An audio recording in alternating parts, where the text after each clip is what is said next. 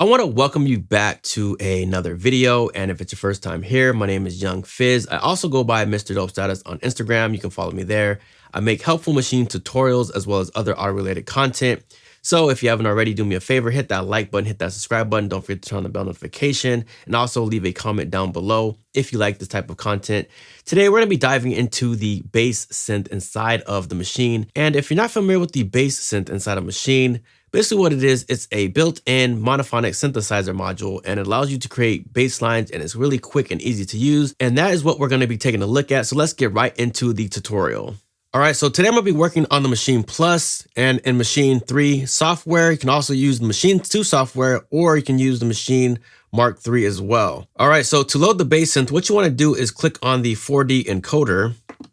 Then you can scroll down to where it says bass synth, and then you can hit load, or you can just hit the 4D encoder again, and it's going to load the bass synth for you. So now you can see on the screen where it says main, and then you have the advanced tab, and then you also have the different sections. So we have the oscillator section, we have the filter section, the envelope, tone, and then the note section. And then if we tab over one, we can see where it says the glide, and that's still a part of the note. So now let's take a look at some of the different parameters inside of bass synth. So on pad number 1, I have my stock sound there. Now let's take a look at the oscillator section. We have something called the shape. And basically what this allows you to do is change between a sine wave all the way to a square wave and in between. So you might need headphones for this. So put on some headphones or have a good pair of monitors that produce some low end. All right, so let's go ahead and turn this all the way to the left.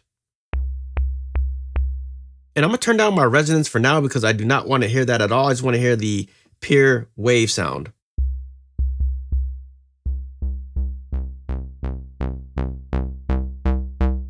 And to make this easier, I'm going to go ahead and switch over to the mixer screen so you can see what's going on the screen. So again, all the way to the left, we have a sine wave.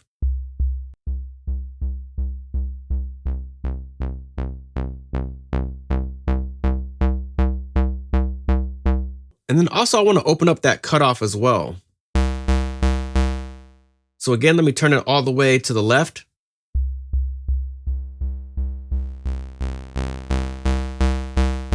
And you can gradually hear how it sounds and how it changes over time. So for the oscillator section, all we have to remember is that we can adjust the shape all the way from a sine wave to the square wave, and then we have the octave that basically transposes the bass key of the bass synth. So let me go back to the mixer, and then we're going to adjust the octave.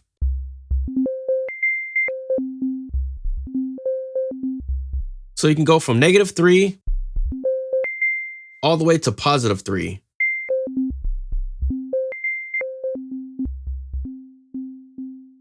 So for right now, we're going to leave it right there on -2. So the next section we have here is the filter section. And the filter section basically adjusts the frequency of the low pass filter, and it ranges from 14.6 hertz all the way to 23.7 kilohertz. So again, let me go ahead and change the shape of the waveform. And I'm going to turn it all the way to the right so we have a square wave, and listen to what happens when I change the cutoff.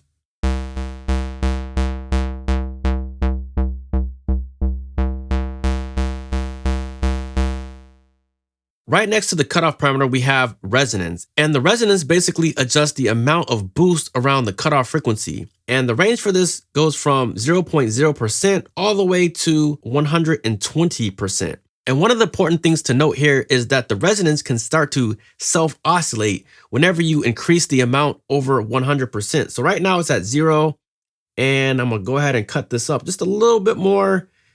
Okay, so now we're around 100%. Now, if I go a little bit more, it's going to self-oscillate. So let's take a listen to what that sounds like.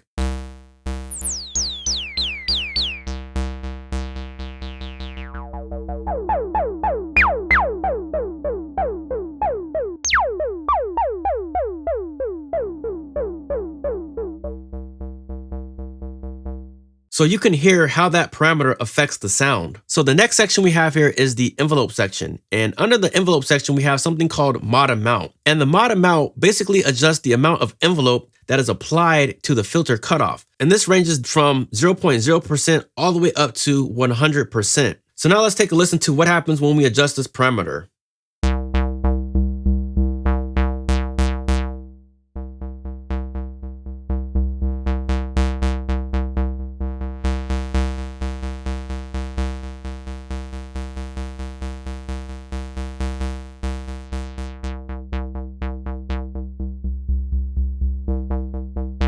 All right, so the next parameter we have here is the decay. And that basically adjusts the rate at which the sound fades to silence. So this ranges from 0.0% all the way to 100%. So if we have it all the way to the left, let's take a listen. And if I turn it all the way to the right,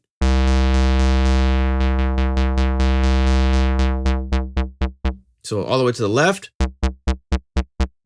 and then to the right. So this might be useful whenever you want to control the sustain of an 808, or if you're working with an acid bass and you need something with a quick attack, you can use something like the decay parameter to adjust your sound. All right, so the next parameter that we have falls underneath the tone section, and this one is called drive.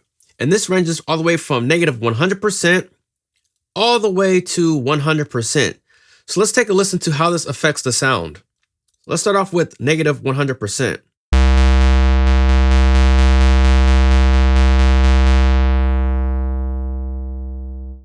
And now 100%.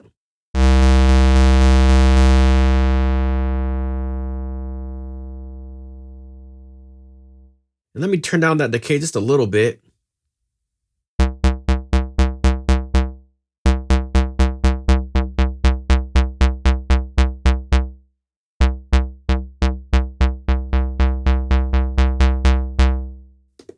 So you can kind of hear what that does to the sound. But one thing that is important to note here is that negative 100% basically increases the input level for the filter. And that's going to drive the signal internally into saturation. And 100% controls the drive level of the distortion at the end of the signal chain. The next section that we have here is the note section. And under the note section, you're going to find glide time as well as the glide note. So I'm going to turn this over to 1. And I'm going to go back over here to glide note, and let's go to keyboard mode. And let me change the glide time.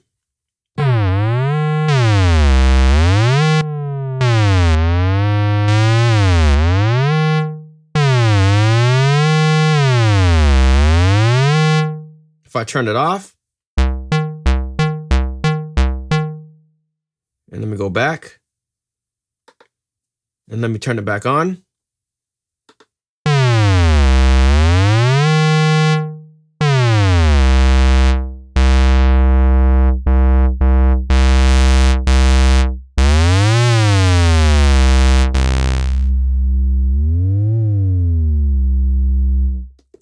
So there's some awesome stuff that you can really do with the bass synth. So let me go ahead and just dial in some different settings here.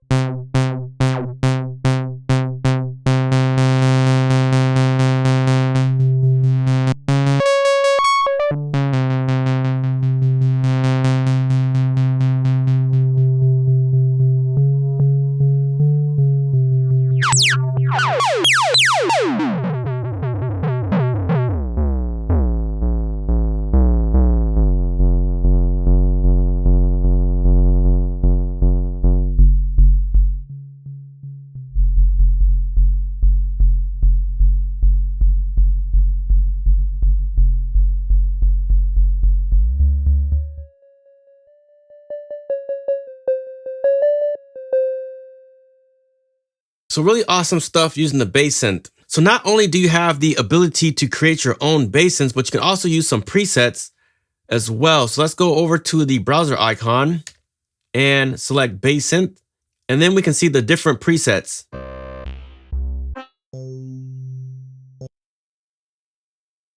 And as you can see, when you pull up the preset, hit tab, it's going to take you to the bass synth here. And you can see how they added effects to make it more interesting.